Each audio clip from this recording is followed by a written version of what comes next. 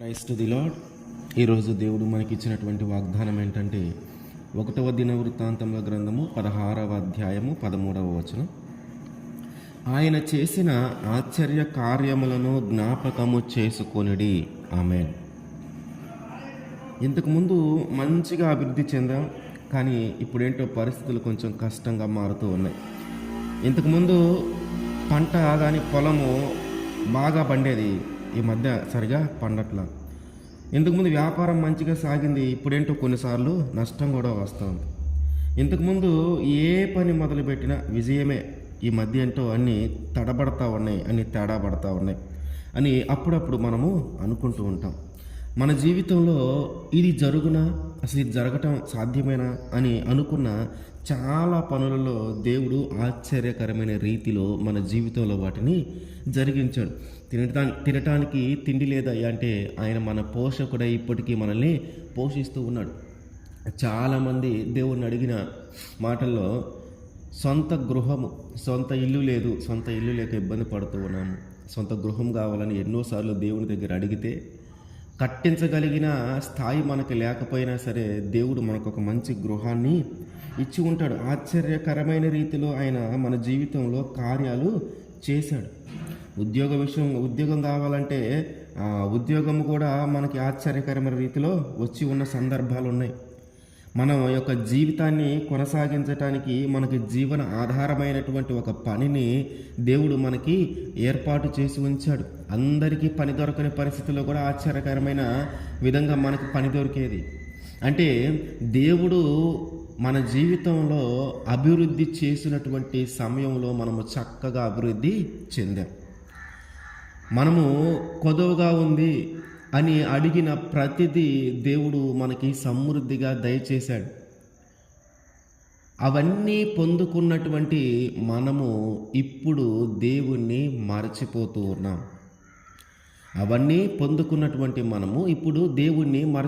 ఉన్నాం. అందుకనే ఇప్పుడు దాకా అభివృద్ధి చెందిందంతా కూడా ఇప్పుడు తడబాటు అవుతూ ఉంది. మంచిగా పండినటువంటి పొలము కూడా ఇప్పుడు సరిగా పండని పరిస్థితి. అంటే మంచిగా సంతోషంగా సాఫీగా సాగిపోతున్నటువంటి జీవితంలో ఒక్కసారిగా ఒడిదుడుకులు వస్తూ ఉన్నాయి. అయితే ఇక్కడ మనము 2 విషయాలను గ్రహించాలి. ఒకటి, ఈ తడబాటు అవుతుందో అని, పరిస్థితులు కష్టతరంగా మారాయని, ఒకప్పుడు చక్కగా జీవించాం, ఒకప్పుడు దేవుడు చక్కగా ఆశీర్వదించాడు, దేవుడు ఆశ్చర్యకరమైన రీతిలో నా జీవితంలో కార్యాలు చేశాడు, అయితే ఇప్పుడు అట్లాంటి పరిస్థితి లేదు అని దిగులు పడవలసిన పని లేదు. అంటే నిన్ను దిగులు పడే విధంగానో, నేను బాధ పెట్టే విధంగానో అటువంటి కష్టాలు సమస్యలు మన జీవితంలోకి వస్తూ ఉన్నాయేమో, వాటిని బట్టి కృంగిపోకుండా గత కాలంలో దేవుడు నా జీవితంలో ఆశ్చర్యకరమైన కార్యాలు చేశాడు కాబట్టి వీటి నుంచి కూడా దేవుడు ఖచ్చితంగా నన్ను తప్పించి మళ్ళీ నా జీవితంలో ఆశ్చర్యమైన కార్యాలు చెయ్యగలడు అనే నమ్మకం మనకి రావాలా. అట్లాగే మనము అవసరతల కొద్దీ, మన యొక్క అక్కరల కొద్దీ దేవుణ్ణి అడిగి పొందుకొని వాటి ద్వారా మనము అభివృద్ధి చెంది వాటి ద్వారా ఒక ఉన్నతమైన స్థానాన్ని పొంది ఇప్పుడు మదించి దేవుణ్ణి మరచిపోతే దాని ద్వారా జరిగే పరిస్థితులు ఇంకా ఘోరమైన పరిస్థితులకు మనం వెళ్ళిపోతాం.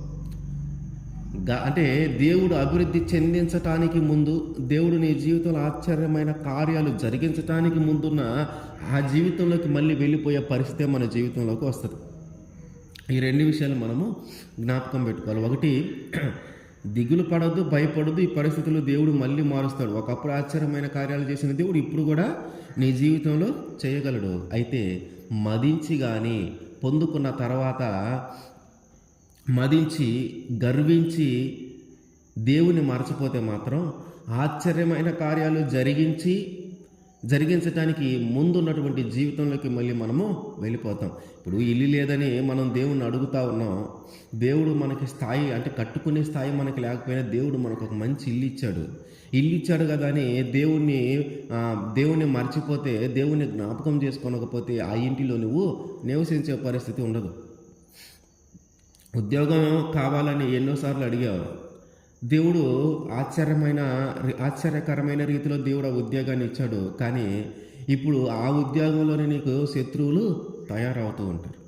అంటే మొదటి స్థితికి వెళ్ళిపోతాం. ఇంకా ఆ ఉద్యోగం మానేసి మళ్ళీ మొదటి స్థితికి వెళ్ళిపోవాలి. ఇల్లు కట్టించుకున్నావు కానీ అందులో నివసించే యోగ్యము మనకి లేనట్టుగా దేవుడు చేస్తూ ఉంటాడు. ఒకసారి మనం చూస్తే యెషయా గ్రంథము 17వ అధ్యాయము 10వ వచనం. ఏలయనగా నీవు నీ రక్షణకర్తయగు దేవుణ్ణి మరచిపోతివి, నీ ఆశ్రయ దుర్గమైన నీ శైలమును జ్ఞాపకము చేసుకొనలేదు.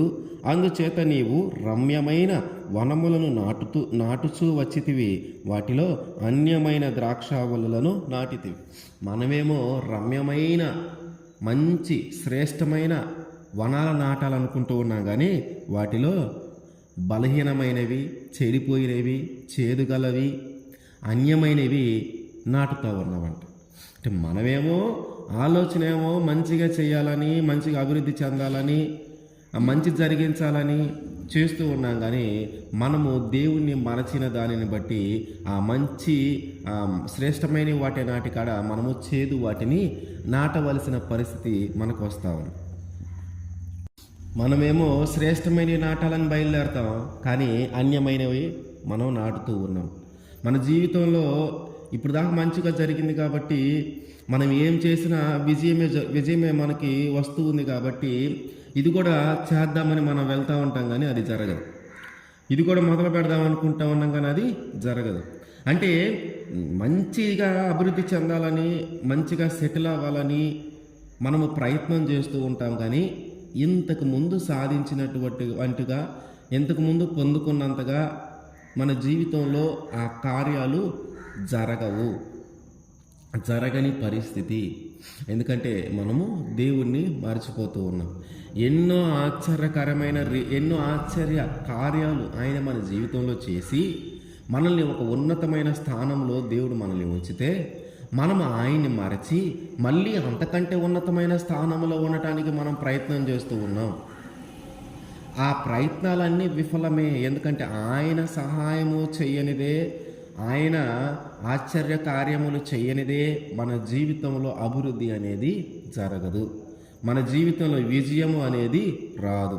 అది కేవలము ఆయన కృప మన మీద ఉన్నంత కాలము మనకి ఎదురే ఉండదు. ఏ శత్రువు మనల్ని ఏమి చేయలేని పరిస్థితి.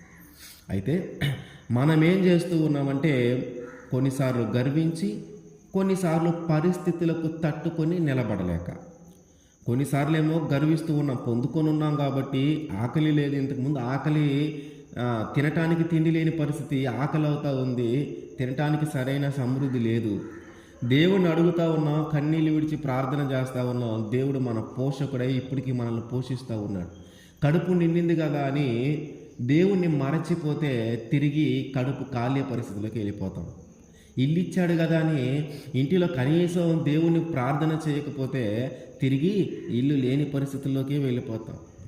ఉద్యోగం ఇచ్చాడు కదా, ఒక ఉన్నతమైన స్థితి ఇచ్చాడు కదా, ఒక ఉన్నతమైన అధికారం ఇచ్చాడు కదా అని మనము గర్వించి మదించి దేవుడు చేసినటువంటి ఆ ఆశ్చర్యమైన కార్యము, దేవుడు మన జీవితంలో ఎంత ఆశ్చర్య కార్యమును జరిగించి ఆ స్థితిలో మనల్ని ఉంచాడో దాన్ని మరచిపోతే తిరిగి ఆ ఆశ్చర్యమైన కార్యము జరగటానికి ముందున్న నీ జీవితంలోకి మళ్ళీ నువ్వు తిరిగి వెళ్ళిపోవాల్సిన పరిస్థితి ఏర్పడుతుంది. అంటే మన అంతము వైపు వెళ్ళిపోతుంది. అది మన అంతము వైపు మనల్ని తీసుకుని దేవుని మర్చిపోతూ ఉన్నామంటే అది మన అంతము వైపే మనల్ని నడిపిస్తూ ఉంటుంది. అయితే కొన్నిసార్లు మనకి సాఫీగా సాగుతున్న జీవితంలో ఒకసారిగా ఒడిదుడుకులు వచ్చేలేకే మనసుకు ప్రశాంతత లేక ఆ సమస్యల నుంచి, ఆ బాధల నుంచి తొందరగా బయటపడాలని మొదట దేవుడు ఆశ్చర్యకరమైన రీతిలో కార్యాలు జరిగించి మనల్ని ముందుకు నడిపించాడనే విషయాన్ని మనము మరచి ఆ బాధ నుంచి త్వరగా ఉపశమనం పొందాలని వేరే ఒక మార్గాల వైపు దేవుని మరచి మనము వెళ్ళిపోతూ ఉన్నాం. వేరొక మార్గాల వైపు వెళితే మనం చాలా ఇబ్బంది పడాలి. కృంగినా, కృషించినా, తట్టుకోలేని పరిస్థితి వచ్చినా నా దేవుడు ఉన్నాడు నాకు తోడుగా. ఒకప్పుడు ఆయన నా జీవితంలో అనుకోని విధంగా ఎన్నోసార్లు నన్ను నిలువబెట్టాడు. ఇది నా జీవితంలో జరుగుతుందా అసలు అనుకున్న సందర్భంలో ఆయన ఆశ్చర్యంగా నా జీవితంలో ఆ కార్యం చేశాడు. అయితే ఇప్పుడు నేను కృంగిపోయే పరిస్థితి, కృషించిపోయే పరిస్థితి వచ్చింది. అయినను సరే అప్పుడు ఆశ్చర్య కార్యాలు చేసినటువంటి నా దేవుడు ఇప్పుడు కూడా నా జీవితంలో మళ్ళీ ఆశ్చర్యమైన కార్యాలు చేసి ఈ పరిస్థితిలో నుంచి నన్ను ఖచ్చితంగా విడిపిస్తాడనే నమ్మకంతో మనం ఉండాలి. మనము దేవుణ్ణి మర్చిపోతూ ఉన్నామంటే అది మన అంతము కొరకే. ఆయన ఆశ్చర్యమైన కార్యాలు జరిగించి మనం ఊహించిన దానికంటే కూడా, మనం ఆశించిన దానికంటే కూడా ఒక ఉన్నతమైన స్థితిలో మనల్ని ఉంచితే ఆ స్థితిని బట్టి మనము గర్వించకూడదు. వస్తున్న బాధలను బట్టి, వస్తున్న శ్రమలను బట్టి మనము దేవుణ్ణి మర్చిపోకూడదు. మనం మర్చిపోతున్నామంటే అది మన అంతము కొరకే మార్చబడుతుంది. కాబట్టి ఆయన మన జీవితంలో చేసిన ఆశ్చర్య కార్యములన్నిటినీ జ్ఞాపకము చేసుకొని ధైర్యంగాను, గర్వించినది తగ్గించుకోవటంలోనూ మనము జాగ్రత్త పడాలి. ధైర్యం ఏంటంటే ఒడిదుడుకులను తట్టుకొని నిలబడు. మళ్ళీ దేవుడు ఒకప్పుడు ఆశ్చర్య కార్యాలు చేసి నిలువబెట్టినటువంటి దేవుడు మళ్ళీ నిలువబెడతాడు. మదించి, గర్వించి ఇవన్నీ పోగొట్టుకోవాలి. నీలో ఉన్న గర్వాన్ని, అంటే పొందుకున్నాము ఉన్నతమైన స్థితిని కాబట్టి అట్లాంటి ఆలోచన ఒకవేళ వస్తే వాటన్నిటిని తీసివేసి మొదట్లో ఎలాగున్నావో, దేవుని ప్రేమను పొందుకునే స్థితి మొదట్లో ఎలాగుందో నిన్ను నువ్వు తగ్గించుకొని మళ్ళీ దేవుని ప్రేమను, దేవుని కృపను పొందుకునే అంత మంచి మనసును మనము కలిగి ఉండాలి. ఆయన మన జీవితంలో చేసిన ప్రతి ఆశ్చర్యమైన కార్యాలను మనము జ్ఞాపకము చేసుకొని ఆయనకి కృతజ్ఞతాస్తుతులు ఎల్లప్పుడూ మనము చెల్లించాలి. ఆయన స్తుతులకు అర్హుడు. ఎందుకంటే మన జీవితంలో ఎంతోమంది మనల్ని తొక్కేయాలనో, ఎంతోమంది మనల్ని నాశనం చేయాలనో చూసినా కూడా ఆయన మనం ఊహించని దానికంటే ఆశ్చర్యమైన కార్యాలు మన జీవితంలో చేసి ఒక ఉన్నతమైన స్థితిలో మనల్ని ఉంచగలిగాడు. అటువంటి దేవుని మనము మర్చిపోతే అది మన అంతము వైపు నడిపిస్తుంది. ఆమేన్.